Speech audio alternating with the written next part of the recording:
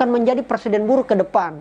Bahwa anak-anak muda kemudian juga ketika diberikan kesempatan, karena kita tahu anak muda selalu ingin diberikan ruang, selalu ingin diberikan kesempatan. Dan ketika kesempatan itu ada dan mereka juga manfaatkan, pertanyaannya kemudian apa bedanya mereka dengan para senior-senior yang sudah ada? Bahkan mereka-mereka yang sudah memakai baju orange KPK yang masih bisa saja tersenyum.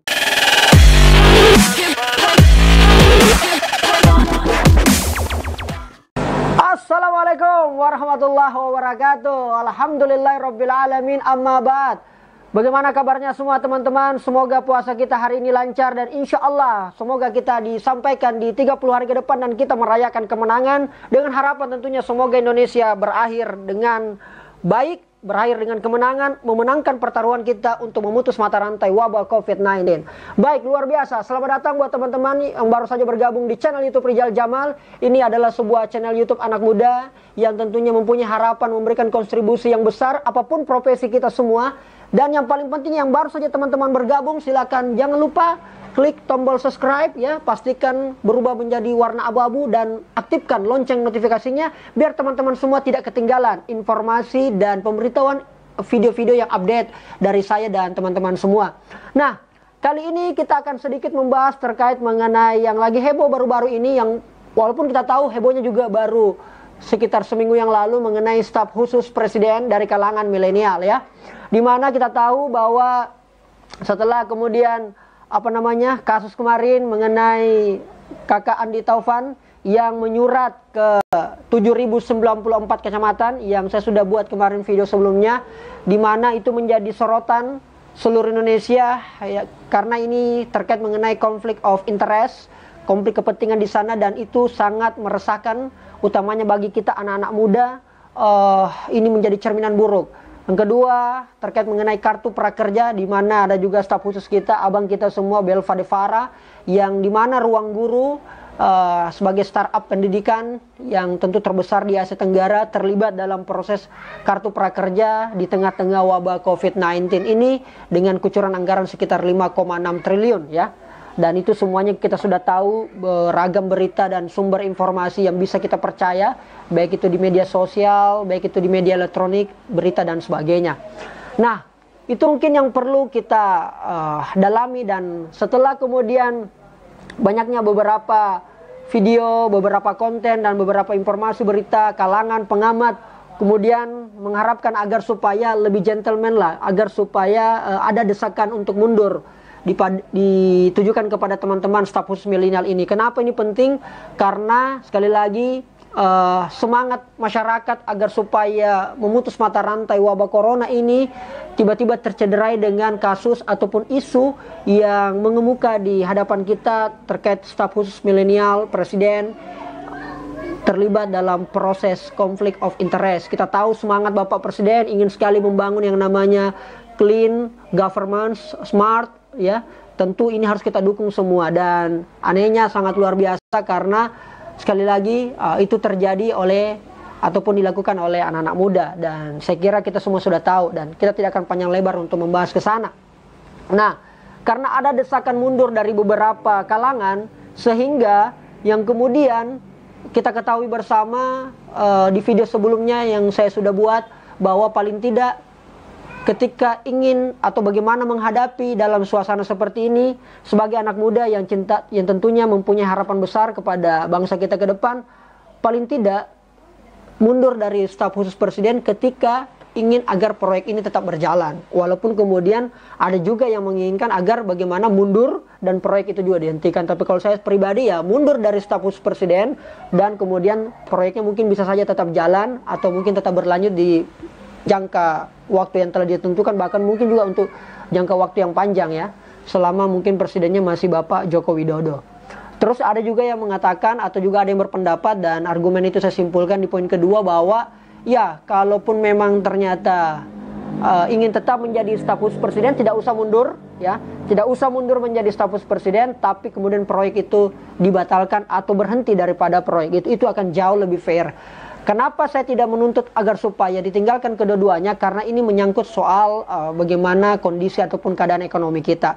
Saya salut untuk pada wilayah Ruang Guru Belva de Fara, karena itu pelatihan ya, biayanya 1 juta, dan saya kira itu ada proses ekonomi di sana, ada proses mensejahterakan antara startup itu sendiri dan juga pengajar ataupun yang memberikan pelatihan. Terlepas dari semua itu, paling tidak kita berharap, karena harapan-harapan kita sebelumnya agar kemudian mundur, alhamdulillah 2 di antara 7 staf sus presiden dari kalangan milenial ini sudah mundur. Itu sangat luar biasa, dan saya mengapresiasi, hormat saya, apresiasi saya, penghormatan saya, dan penghargaan saya setinggi-tingginya kepada kakak Belva de Fara yang pertama kali menyatakan mundur dari staf khusus presiden, dan yang kedua kakak Andi Taufan yang juga menyusul mundur. Apakah kemudian akan ada yang mundur lagi?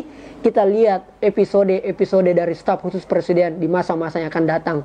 Sebelum kita melihat sebenarnya apa yang menyebabkan mereka mundur, ya, apa yang menyebabkan mereka mundur, kembali kepada tujuan mereka. Sekali lagi, staf khusus presiden adalah memberikan masukan, memberikan input, memberikan gagasan kepada Bapak Presiden. Walaupun di video-video sebelumnya Bapak Rocky Gerung juga menentang terkait bagaimana proses rekrutan daripada staf khusus ini, ya, dimana di sana dia menilai, Rocky Gerung menilai bahwa staf khusus presiden ini lebih banyak menunggu dipanggil rapat oleh Bapak Presiden ketimbang memberikan langsung masukan atau langsung memaksa atau mungkin langsung mengetuk-ngetuk pintunya seperti yang ada di West Wing Amerika Serikat, di mana anak-anak milenial staf khusus itu bisa langsung memberikan arahan atau bisa langsung memberikan masukan dan nasihat kepada Bapak Presiden Amerika, ya, kira-kira seperti itu.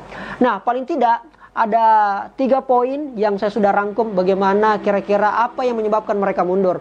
Yang pertama kalau saya adalah karena ingin menyelamatkan wajah generasi muda atau ingin menyelamatkan generasi muda milenial Indonesia.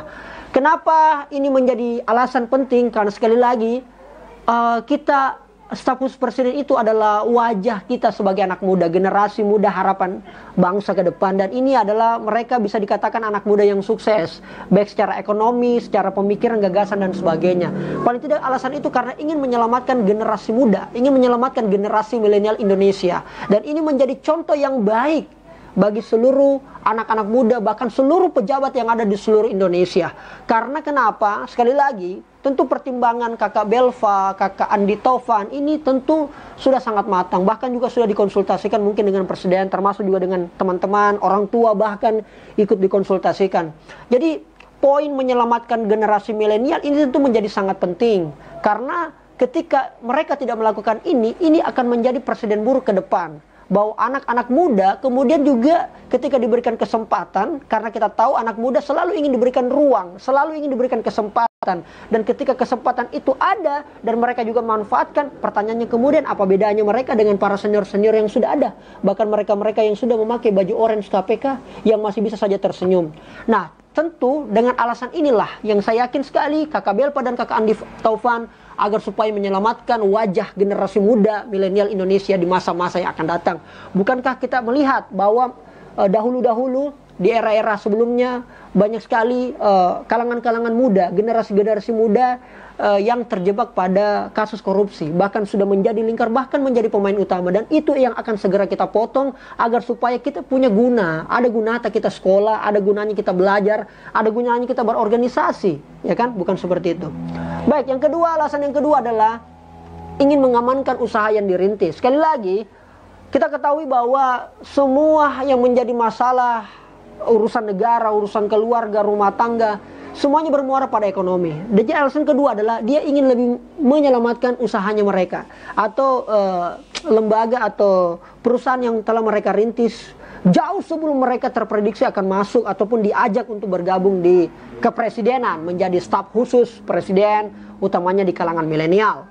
Dan alasan itulah karena ingin menyelamatkan perusahaan. Bukan berarti mereka tidak ingin lagi berkontribusi, karena saya tahu sekali di beberapa postingan mereka kemudian mengapa menerima tawaran dari Bapak Presiden ini dengan berbagai pertimbangan dan berbagai sumber informasi. Ya tentu karena ingin juga memberikan kontribusi yang lebih besar kepada negara Republik Indonesia melalui pikiran, melalui gagasan, melalui karya-karya yang kemudian Bapak Presiden bisa eksekusi secara cepat. Dengan alasan itulah kemudian mereka terima. Namun karena adanya masalah ini, agar kemudian tidak ada terjadi konflik kepentingan, maka kemudian dia lebih baik mundur dengan alasan yang kedua, yaitu ingin mengamankan perusahaan. Karena itu akan jauh lebih baik mungkin, ya. Mereka pikirkan hal-hal yang sifatnya jangka panjang, yang mungkin setelah dia mundur bisa saja perusahaan ini tetap mungkin bekerja sama dengan pemerintah tanpa ada embel-embel bahwa di dalamnya ada campur tangan seorang staf khusus presiden.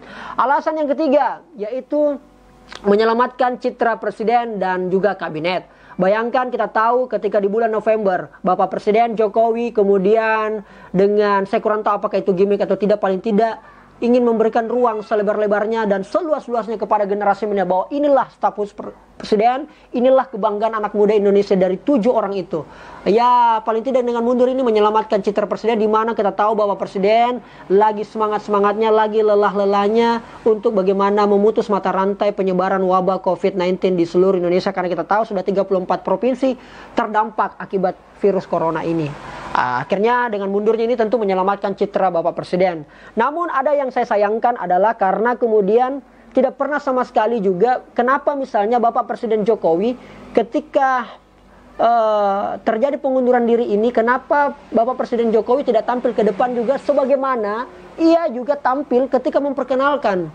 Karena menurut saya paling tidak mereka juga harus Bapak dari pihak istana lah atau presiden langsung lah akan sangat gentleman kalau meminta maaf kepada seluruh rakyat Indonesia bahwa penunjukan staf khusus kemarin ini tentu terdapat banyak kekurangan, dan saya kira memang kita akan maklumi hal tersebut karena manusia memang tidak lepas daripada kesalahan dan kekurangan. Ya, itu yang paling tidak saya berharap sekali ya, agar supaya tercipta hal tersebut.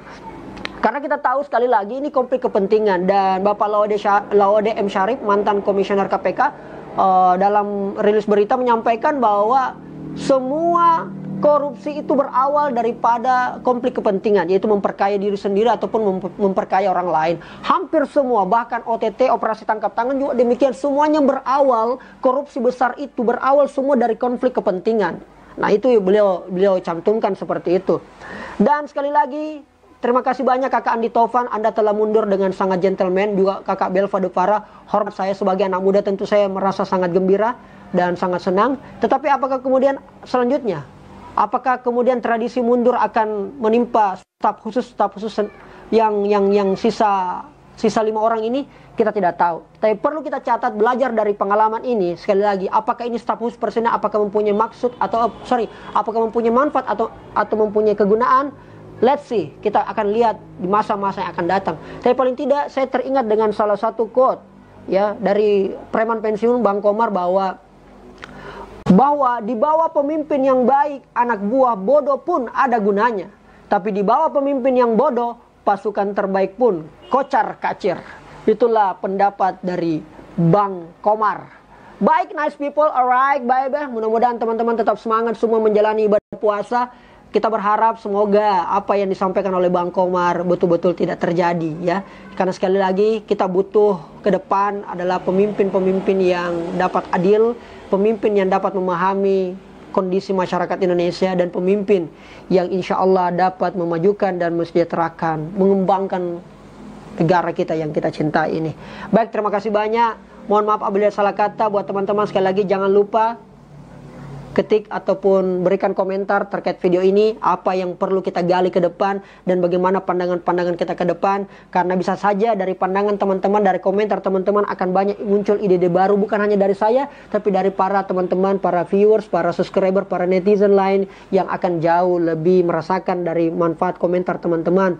Semoga konten ini berdapat semua. Saya ingin kutip pesan dari ataupun quote yang sangat fenomenal dan terkenal sekali dari mantan Perdana Menteri Inggris Winston Churchill. Dia mengatakan bahwa apa yang kamu ketahui tidak menjadi penting, tapi apa yang Anda lakukan dari apa yang Anda tahu itu jauh lebih penting. Saya Rijal Jamal, wabillahi taufiq wal hidayah, wassalamualaikum.